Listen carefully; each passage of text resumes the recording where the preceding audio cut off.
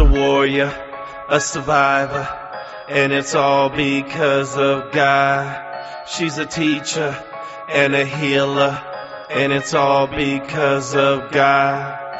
She's sassy, full of fire, with a heart that's made of gold. She will help you build your body, and it's so good for your soul.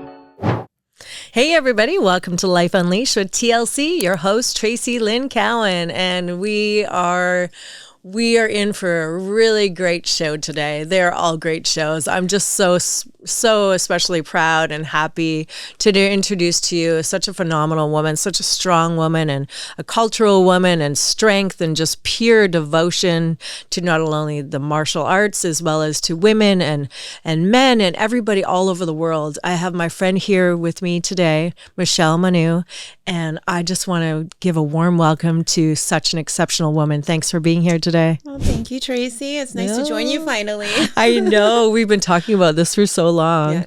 Yes. We finally manifested it. I love that. You did. You absolutely did. The things that you're doing in your life, I salute you. Oh, thank you. You need to be acknowledged for that. I appreciate you. I mean, this is about, and what I love too about Michelle is that we acknowledge each other and for all the different things that we're both doing and what others are doing. And it's about sharing that and sharing that with the world. And I love that about you. You are an exceptional woman. I mean, there's so much to say. She has a PhD. She is a 3-time author. She is a, many decades. I'm not going to say how many. We can talk about that. She's been in the Lua martial art, and I mean, this is a phenomenal martial art, and I'm so excited to share it with everybody. And martial artist, teacher, she's a mother. She's her strength and dedication to everything that she applies herself to. I know she's so big into the martial arts and just helping other people and sharing also your knowledge and your experience and just all this beautiful energy that comes from you, because I'm always so, honestly, when I'm around her, she laughs. She's so humble. When I'm around her, she just calms me down. Which is so funny because I am not everyone's tea. And I know that about me too. Yeah, exactly. We're going to get into that later too. It's just funny because I calm you, but others get real aggro in my presence too. And okay.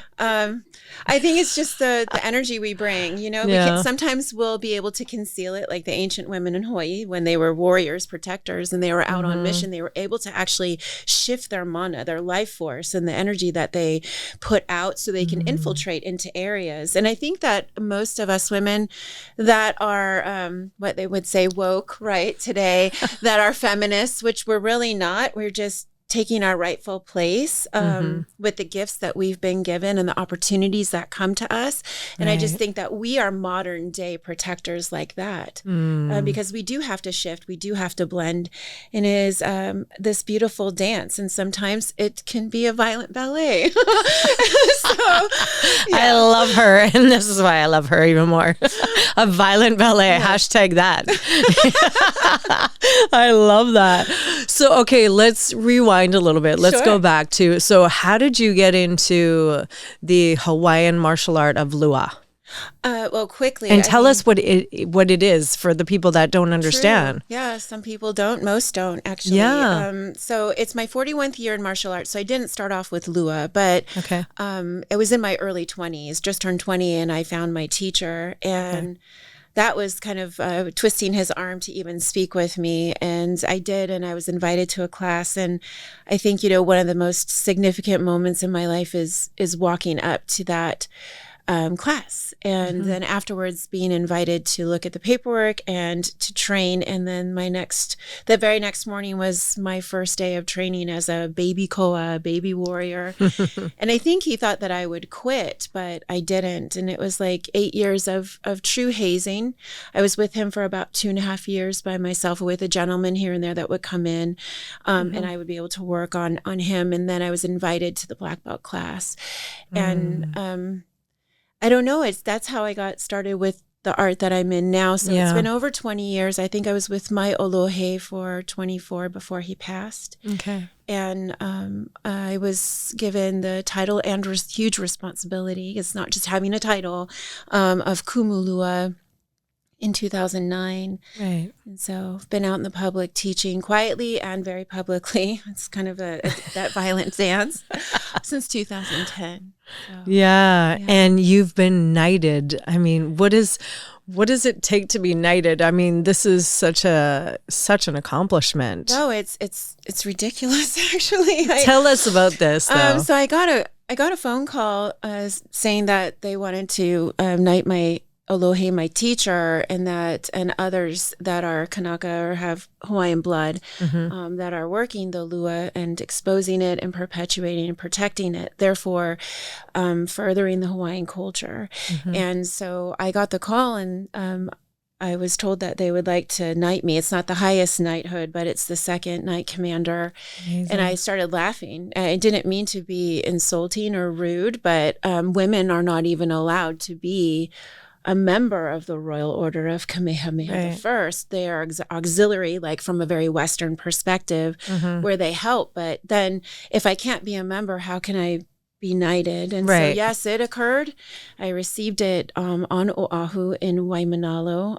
And I have it actually calendared in my phone and my calendar, so it comes up so I can remember that momentous day of when I was given additional responsibility. And so it went from like martial arts teacher to now actually an ambassador and a representative of the people as a whole. And it really meant a lot. It really does still mean a lot to me. So sounds goofy, like something you pay for. Yeah, well, but as we know, a lot of people do.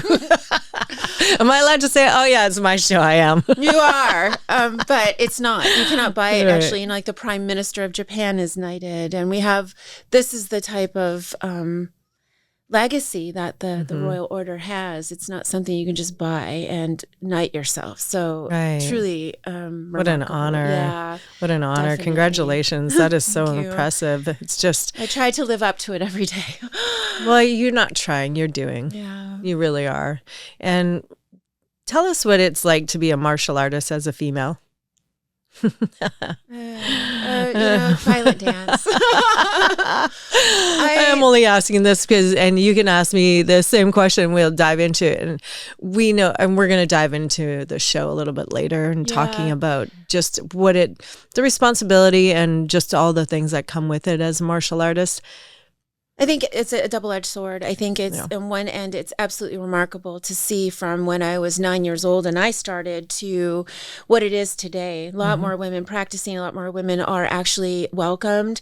It's understood that we learn differently, that we train differently, that we execute our techniques in defense differently than men, and that's celebrated in some of the dojos and schools today. On the other hand, there's still a lot of stigma where we're misunderstood, that we don't bring the exact same value that men bring, which is absolutely ridiculous. We just bring it in a different way. Right. We're still sexualized. We are also still sexualizing ourselves. We are looking for the fastest path to the highest rank, and we're not embracing the journey and the process of the prerequisites that come with mastering yourself. And I think that a rank means absolutely nothing. You know where it shows, Traci, is in the body. Yeah. The body speaks. If we were mute, what would our life say? And what would our body say about our proficiency? Someone may be wearing a 10th degree red, belt out there and move like they're a brown belt. I know a couple of them. So, let's be honest, the body doesn't lie, right? Right. So I think it's finding our own space in ourselves. We transition too, we evolve. One school, one type of art may be wonderful at one time for us. Yeah. And then we may need to transition. And there is nothing wrong with that, in allowing ourselves that room to grow and to find other things that ignite the love for martial arts and the love for protecting ourselves. Because it's not just about sports, there's also traditional where you can't lose the internal aspect of mastering yourself. It's not all external and showing this bravado and this fire energy. It's also about welcoming, the quiet seasons and introspective seasons of our lives and saying, why do I feel this way? Not to belittle ourselves or judge ourselves, but to welcome that period of introspection and saying, you know what, I think I've kind of outgrown this. Yeah. And it's time to move on. I love everyone, but if they love you too, they'll allow you that space to grow. Yeah, that's so important. I'm glad you brought that up because I know we've talked about it in the past, and I don't talk about it too much. I don't think I've ever talked about it on air in my experience and working with a group of people, training and doing Krav Maga and doing, a lot of other different martial arts. We were doing, everything. It was just a combination of everything this, and I learned a lot, and I felt like this, it just lit me up from the inside out. And coming from my background of being an athlete, as well as Michelle is also an athlete there's everything. I was reading in your profile too. It was like football too? Yeah, football. I was like, wait, I'm like, I can't miss that. Yeah, that's the only other, that's only team sport I've ever played. And it was the only sport I've ever done as an adult. Everything else was when I was growing up. I went to competition cheerleading, competition gymnastics. Yeah.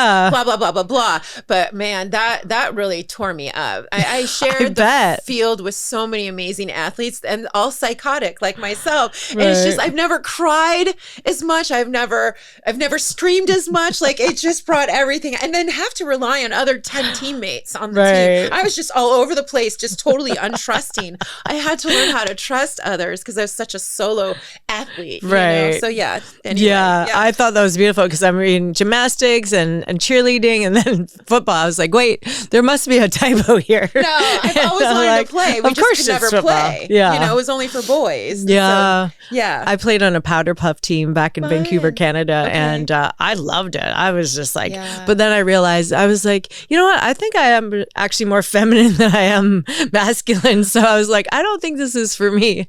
And I ended up quitting because I didn't like to get hurt and I didn't want to get tackled. I pulled my groin. That was probably like the worst thing. I double pulled my groin. I don't know. It was just a remarkable experience. And I did get approached for the lingerie bowl. Oh, yeah. That's when they were first came around. Totally aging myself. But I don't care. I have history. So. And look at you. Don't worry about it. I know, grandma in the house. OG grandma, we love you. Right? Tutu wahine in the house. Anyway, so I declined. I had a young daughter at the time and I thought, what does this say? And, if you take away the lace and the pearls, you can't deny it. Those women were tremendous They're athletes. Amazing. Yeah. I could have made some money, but I decided not to do it. How do I explain that to my daughter, So I think that's very commendable because I've been in situations in my life where I've had to make decisions and I think about my son Cody and it's like, how is this going to impact him? And you have to think about those things as a parent. And I wanted to make sure that if I was choosing to do something, he would say, you know what, I'm super proud of my mom. And my son is that today. He's wonderful. Like, what don't you do? He's just like, I love talking to him, having these conversations, and he's like, you amaze me, and I love that, and I love making him proud, and he makes me proud, and it's such a beautiful thing when you can have that. So I think as a parent, it's good to say, hey, how is this going to impact my kid? Definitely. Yeah. So good for you. And football, I would love to see you do that. I'm sure you're a terror on the field.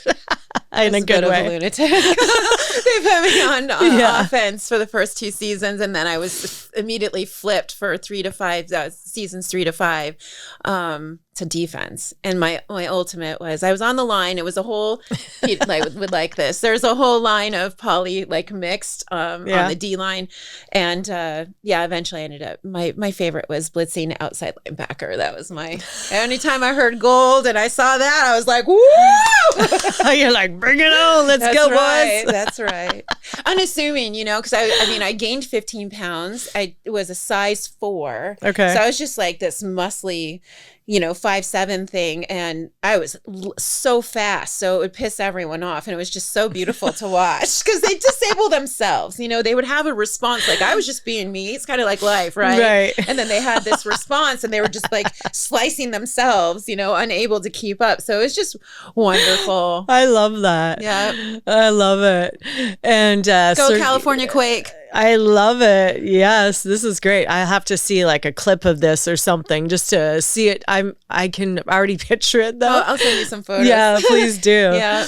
And you know, and then when we get into, so circling back into a martial arts community or any other community, it doesn't matter what if you're in a sport community.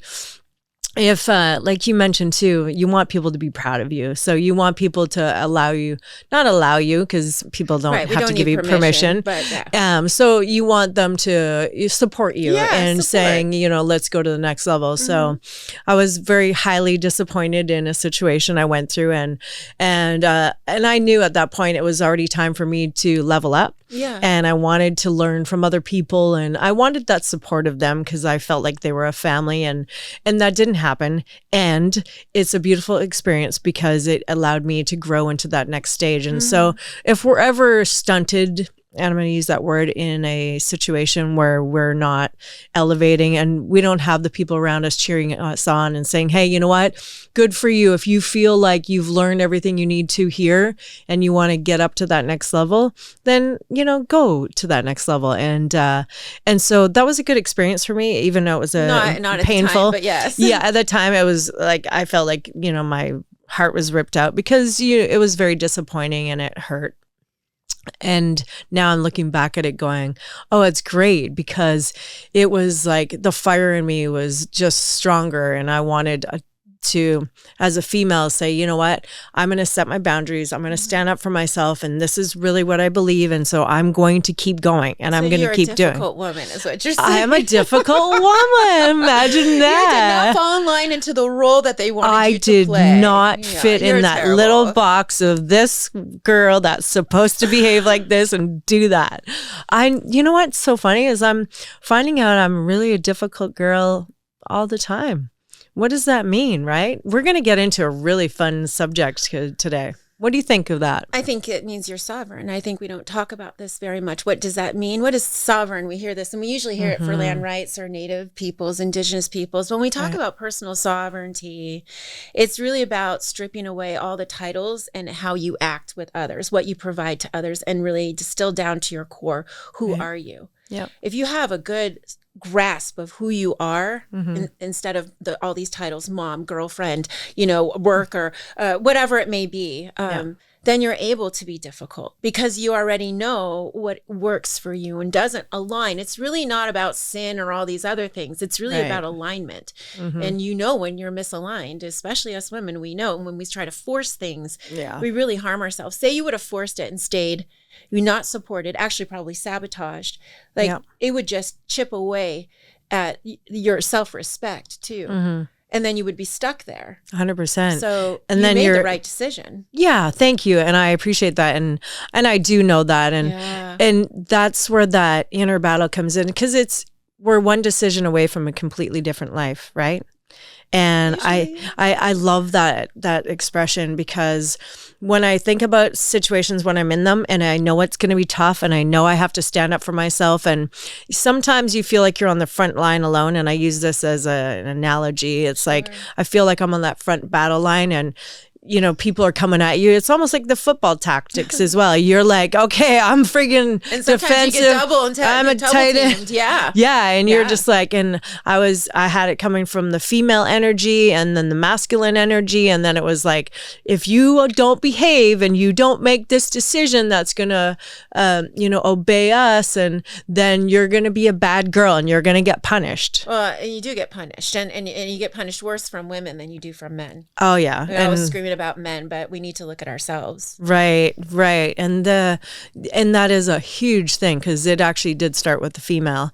Obviously, it always does start with the female. I'm kidding. It started with the female, and and I'd like to call you like kind of the ringleader of it. And so And but it's a good experience because I can really spot it now. And I was just talking about it with another friend too, and putting it into my security and executive protection and everything that I do, because I'm able to see the other sides as well, and looking at women's behavior and things like that, and in protection and safety too. So it's really good to be able to look at that and adapt different philosophies from Keeps it. us safe, right? Yeah. We're always about trying to protect ourselves. It doesn't just mean physical. Right. It means financial, mental, emotional, spiritual, every way in which we exist. These are all bodies in which we move through the world. It's, self-protection doesn't just mean physical. Yeah, for sure. Tell me what it looks like. What does Lua Hawaiian martial arts look like? Well, I think if you look, the best way to describe it would be if you look at the ancient hula, not the modern hula, kahiko, and you then apply that as contact, then that's what it looks like. But it's a whirlwind. And of course, men move differently than women. So it's based off of nature elements and animals. So ho'olona and... Right. Yeah, it's pretty deep. You've been able to come to class. I have. I wanted you to be able to explain it for the viewers and listeners to get a little idea. And I'm going to add to that. And the beautiful thing about it is that, so I have this envision of, so Hawaii is one of my safe spaces. I love it. It's beautiful. I love the land. I love the people. I love everything about it. And it smells different. It is different. And so I have this serene figure of Hawaiian martial arts when I came into the class. Like yoga. Yeah. I was like, martial arts, yoga. Yeah, that's it. Lua, it's got to be this beautiful spiritual practice. And we're flowing and it is. And it's also quite, what word would you use to describe it? Because I was kind of shocked. You insult me. Some people use brutal. Some people say vicious. I thought I'm going to say it was not vicious. It was brutal. Okay, I like that. It was brutal, but I love brutal because I'm like, bring it on. I'm like, that's me. So I was just like, this is awesome. Oh, thank you. And I was in the back. And then to see you in action. So because we always see each other at events and we're at the martial arts events and we're in our heels. And we're like, yeah, and we're all like, hee, we're feminine today. And not that we aren't then, but the beautiful thing about it was just seeing you in action. And I loved it because it is a flow, and it is a beautiful flow. Yes. And then it's like, so we were doing, is it safe to say it was of course, you could table defense. Table defense.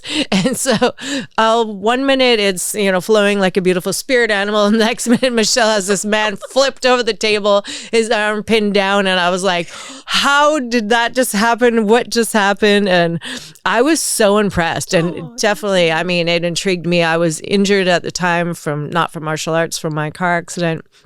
So I wasn't able to train. And I thought, oh my gosh. You did what you could, though. Yeah, I did. You really did. Yeah, I moved, a little bit. And manipulating others' necks and taking out their arms. Yeah, I was like, you can't hurt my neck, but I'll hurt yours. Yeah. That's the whole Not beauty hurt, about working. Train. Yeah. So that's the beauty about manipulating bodies, all different sizes and, both genders. So it's beautiful. Because we tend to go lighter on the women, too, because we're conditioned that way. And so it's really beautiful. Yeah. To recognize that. Yeah. It was impressive because, again, if people have this misconception or this understanding that. and aloha, Yes, sipping. Before we started the Hula Girl dashboard. You're sipping from a pineapple when you get in there. Mai Tai with an orchid in it. Mai Tai. We don't promote drinking in martial arts. I love that. It was so incredible. So you're teaching, that's what you're doing. Yeah. So where can anyone take your classes? No, unfortunately, it's an application process because it's a sacred tradition of the ancient people. So I, of course, am a very progressive kumu and a female, which is the only one that's really public at this time. Tell us what a kumu is. Kumu is teacher. Yes. It's more than that. It's the trunk in which the branches grow. So my students would be the branches that would carry on the legacy of my lineage, which of course is part of my teacher's lineage. Yes. And so I've been able to add the warrior massage, the plant medicine, hula, of course, basic hula, because They were one and the same at one time. And, the lua went into hiding after the queen banned it. It went into the hiding within the hula. So, there's a lot of history there. Okay. So, it's wonderful. I teach publicly throughout the world, which is one of the elders say that my dojo is the world. So I get to teach a public version of the lua. But if someone wants to train in all of the ways, including the pohihihi, the metaphysical, then they would apply to study. And then I would go through those 8 questions and have a call and determine if they would be a good fit for the pa, the school. That's beautiful. Yeah. Are we allowed to talk about the plant medicine part of things? Sure. Okay, so tell us a little bit about that, because not a lot of people will tap into talking about plant medicine. Yes. So what does that look like for you and for your practices? Well, I just do a general overview. I'm not a kumu of that. I did take through the late Kumu Dane Silva, which was a remarkable man. And he believed everything began with inflammation. So that was where we should really focus. And now a lot of people are saying that, doctors included, but he was ahead of his time. Yeah. So he used plants from back home that help with all different types of ailments. But we have to also catch it in time, right? Yeah. We can't just let it go like we do today and think that there's a magic pill that's going to heal us if we want to use plant medicine. So it's la'au. And I think, I know it's going to sound crazy, but this whole thing is probably going to sound crazy.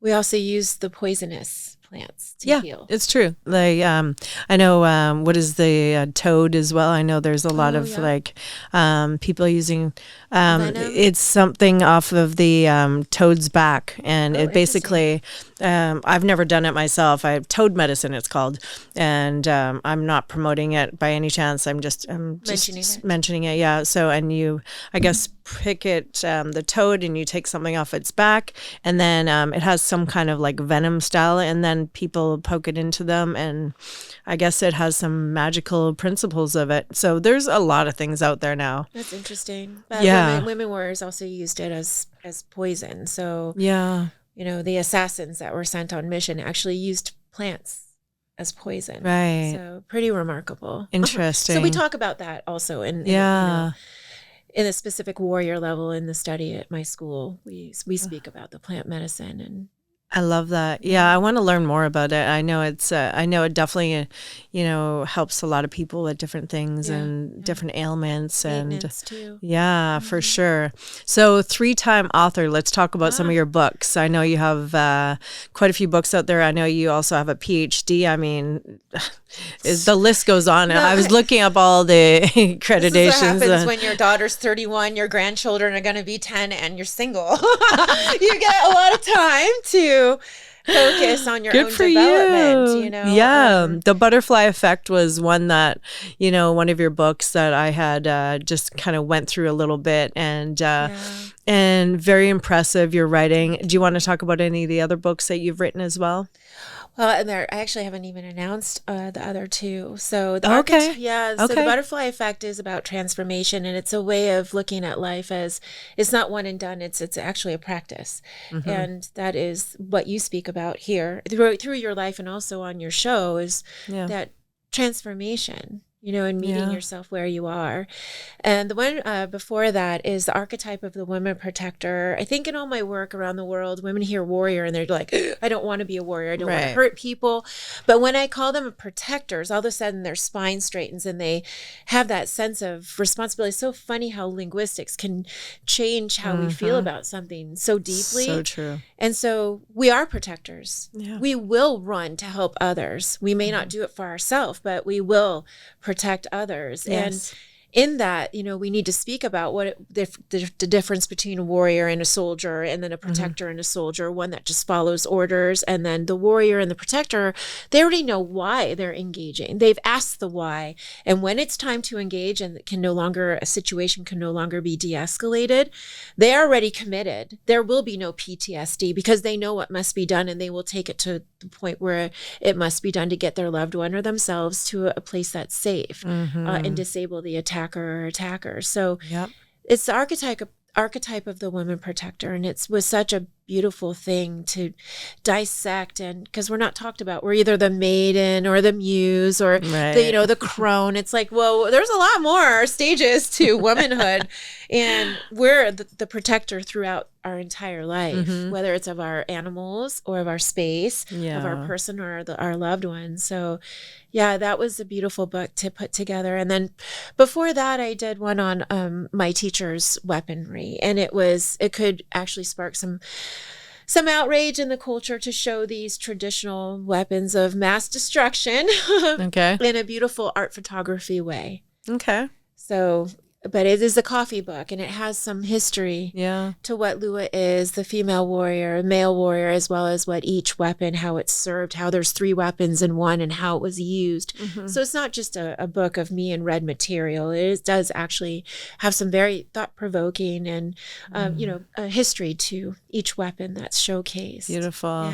Yeah, I had a flip through just from what I was seeing, and I know, I think it was something that we had talked about before as well. I love that you touched on the fact of female not being a warrior, being, this strong, like fighting, battling. So we have to, yeah. So what do you see?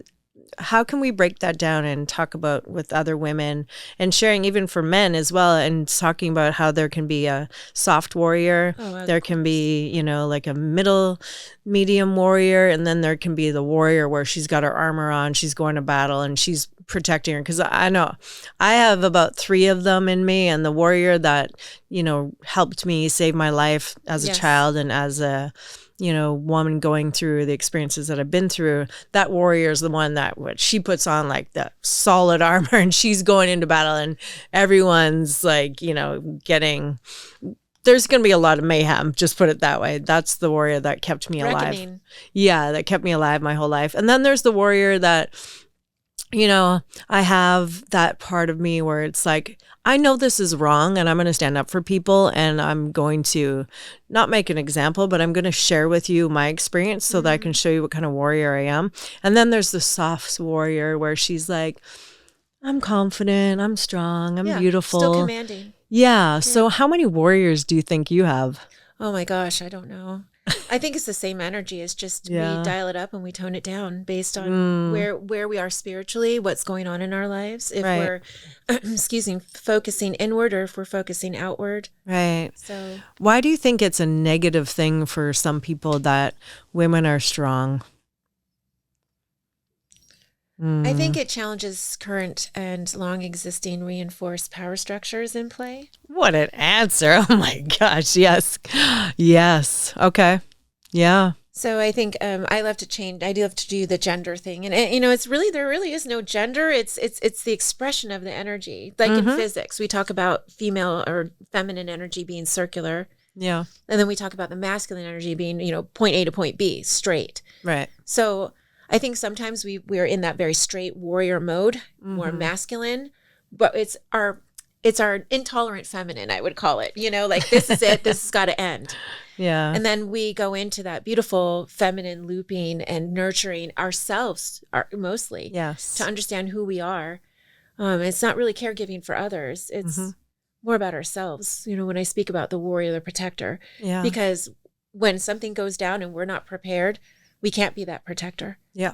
So it's not take one self-defense class from a man, by the way. No offense, gentlemen. And then, I've taken a self-defense class. It's not that. You have to continually get up off the floor, bounce off the wall, get in compromised situations, go and train regularly. Feel it. So you're prepared so that you don't have to think when something occurs. Yeah. Because that's when we freeze. So the amount of protectors, endless, Traci. Yeah. No, I totally agree, because there's so many subjects on all of this, and I don't think we'll get as deep as we may, but we're also going to go into another subject about one of the thesis you wrote and a paper that you wrote, and I want to talk about that. So I want to tap into what we talked about with the pretty punishment, because this is really, really exciting to me to talk about this. I read that last night, and it actually made me feel a little bit I was emotional because it really touched me. And the reason why I was emotional is because I've felt that way my whole entire life. And people are like, oh, you think you're pretty or whatever. But the fact is that we're judged and scrutinized, and people always think, oh, she must have like, the perfect husband or the perfect boyfriend. And, she's probably perfect everything, Traci. Everything's perfect. Perfect. I'm perfect. I have it perfect. I have no struggles. I don't, lose sleep because of beauty, brains, and betrayal. That's what we can call that. I think I just named a new. I know this is soap opera. The next one, right? Yeah, forget Young and the Restless. So let's talk about the pretty punishment and what you wrote, because it is very true. And so this has been what you've experienced your whole life as well. And so you just were like, I'm going to put this out there for people. Well, it's interesting because and interesting that we were meeting today, because it was a couple of days ago where another Kanaka sister was writing about how she's gained 50 pounds over the last 5 years, and she's just basically hiding. She's wants to make herself invisible.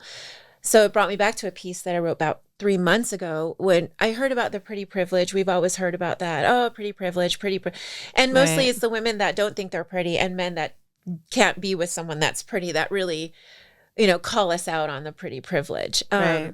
So it birthed the pretty punishment, because it's not a privilege. It is a punishment. And in many ways, if you have anything attractive about you in any way, whether it's your height, your physique that you've most likely worked very hard for and tried to maintain, the opportunities that you get, your eyebrows, your eyelashes, whatever it may be, it actually becomes a punishment.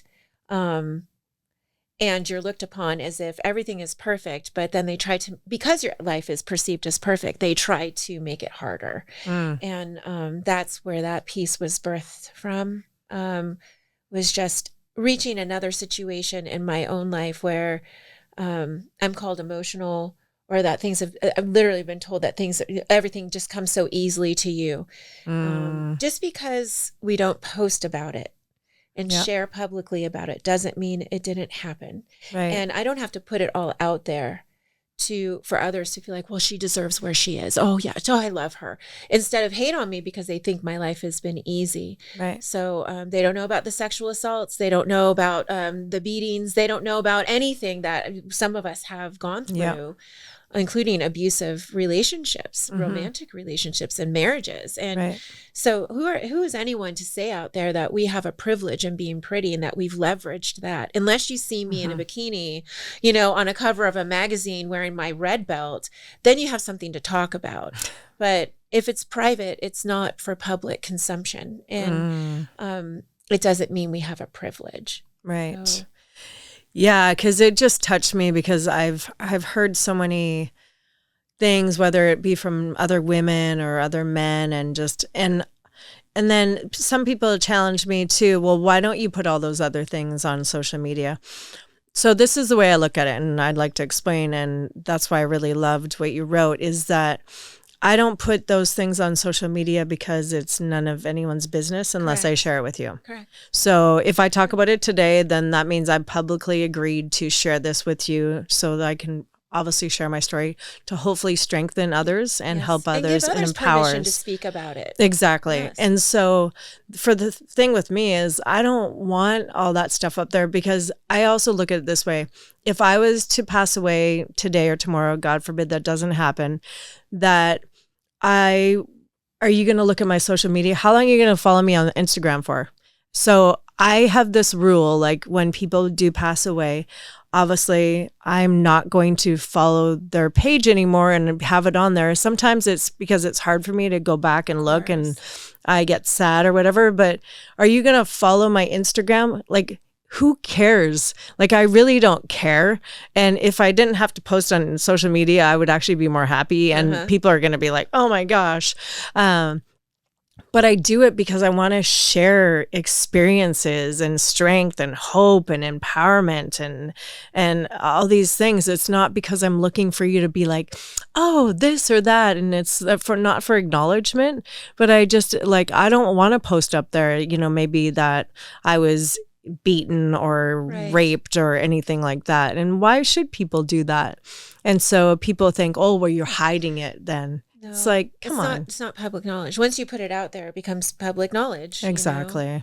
Exactly. And I think it also, you've got those that clap and those that criticize. So which one, be ready for both. Yeah. Sometimes the clappers are still criticizing. Yeah, right. They're like behind, like happy. They're like, oh, I knew she'd fail. That and just there's gives also me... those that love to like watch, not acknowledge, and then yet copy. So we've got those. Those are actually my favorite. Oh, they are? Yeah, because I'm like always watching. So I'm like double pseudo. It's like kind of like behind the scenes. I'm like, okay, I'm going to post this or do this.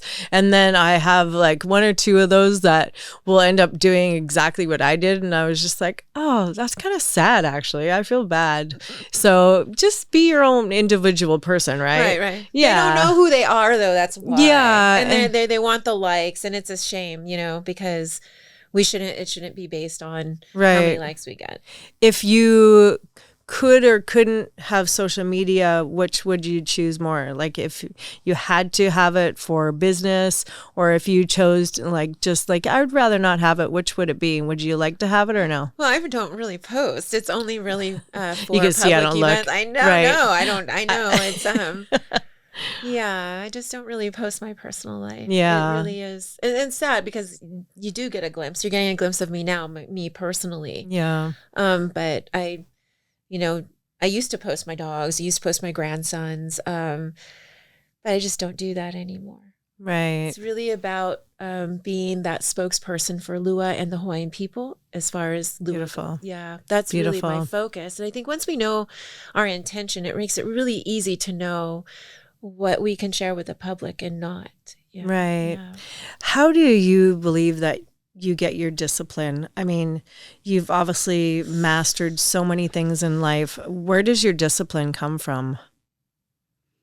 I think based on gratitude. I don't know what else to say. Okay. I've been gifted this amazing body of power. Yes. Knowledge and beauty in my own way. I know I'm exotic because when I was growing up, I didn't think I was pretty at all. Yeah. I was called names too. So as an adult, you learn that, being exotic is all the rage now, right?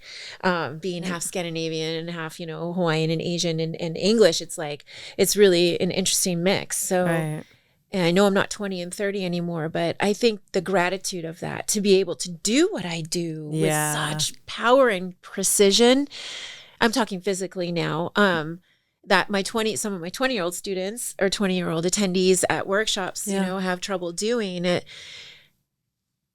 The discipline comes from alignment, from showing in through my actions, not my words, that I'm grateful to be here. That I'm grateful for my gifts and talents and intellect and opportunities. And I don't want to disrespect that by being undisciplined. And then what we do when no one's around shows when we're in public. Very true. And so, very true. And our mana, our life force, can be felt. So if you're not congruent, you're not in alignment with what you say and what you do, I feel your personal mana loses vibration. And there's a reason why certain people raise an eyebrow and don't trust you. Yeah. I don't want that. I want people to be in my presence saying, oh, she's kind of intense even when she's quiet, and still she's who she says she is. She is who she shows she is. And that's right. In that, I think I honor Po, Source, and all that I've been given to live this life, and I want to use it all. I feel like I'm in a race for time. That's a beautiful question. Thank you, Traci. Yeah, and we're just gonna talk about a few more things quickly. What I wanted to know, what are some of your daily practices to keep you in alignment and keep you in this beautiful state and a powerful, angelic, pure state? I stay away from people. Good answer. That's my problem. I just, that's my problem, I guess. I've been around too many people lately. I do have to go to events and be with people. I was in Vegas this past weekend for a Hall of Fame event, and it's exhausting, but I know I do need to be seen too. I need to mingle. So I'm trying to keep that to a balance, but I'm in recently I've been recovering from a very major surgery. Yeah. And it gutted me as a woman and as a teacher. My school has been closed for 6 months and I reopen next week. And it has been, like you said earlier, your situation, crap experience. You're glad for it. I am too. And I'm in Pule, prayer constantly. And that is the way that I align. I've changed my eating. I want more light and liquid versus eating something that contracts when you touch it, or it screams and bleeds when you kill it. So I'm trying to be pono in all things now in my life. I used to think I needed meat, but there's hormones and antibiotics, and there's also the terror. And I'm not advocating for people to stop eating meat. It's just for me at this stage in my life, that has really made a big difference for me as far as my connectedness with the unseen forces, which I work with constantly. So. I love that. Yeah, that's very important. And last thing I wanted to share with everybody, we have a project that we had to put on hold for a little bit, and I think that everything happens for a reason and at the most perfect timing.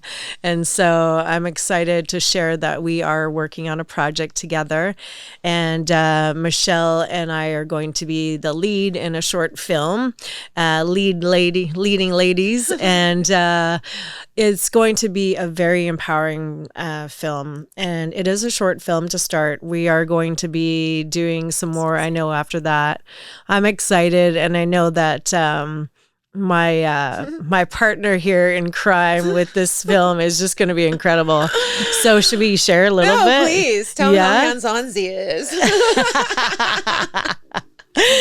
Okay, so I decided that it would be a good time to share my short film about the experience that I had coming to America. It's not like coming to America, but my experience, what happened here, and it's an educational piece on domestic violence. It's also an educational piece on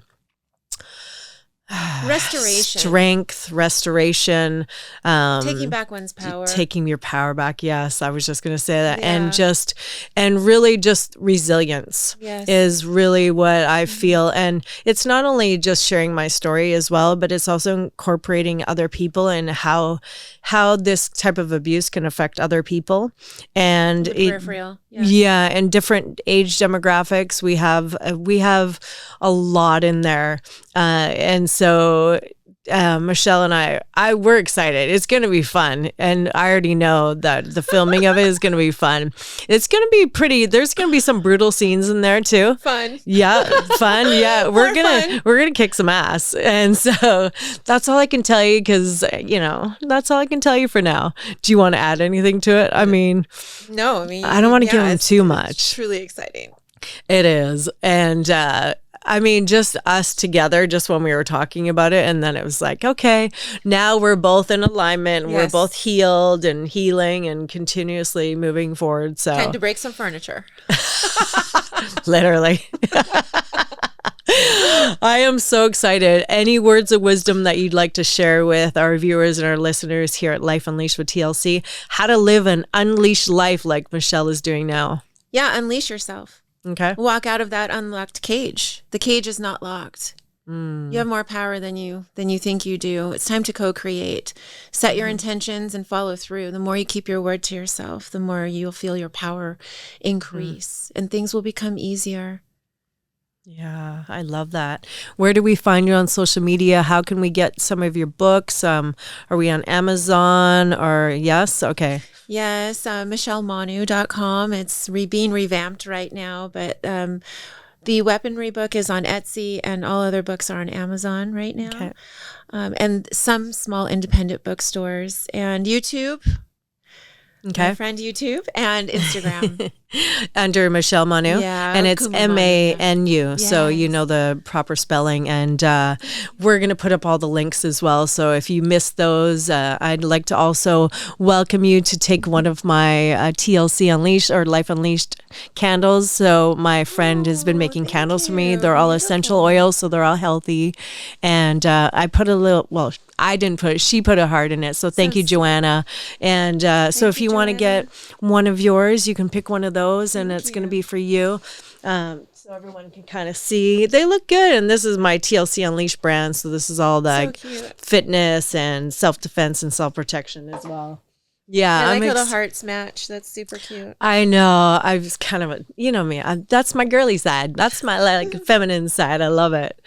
I am so grateful. I'm so happy you came here today. And thank you for sharing this time with me. Oh my gosh, thank you. We're amongst these sunflowers. Yes. I feel so beautiful. Thank you to Pete. And also tell me the name of, we want to promote them again, where we got the flower backdrop from.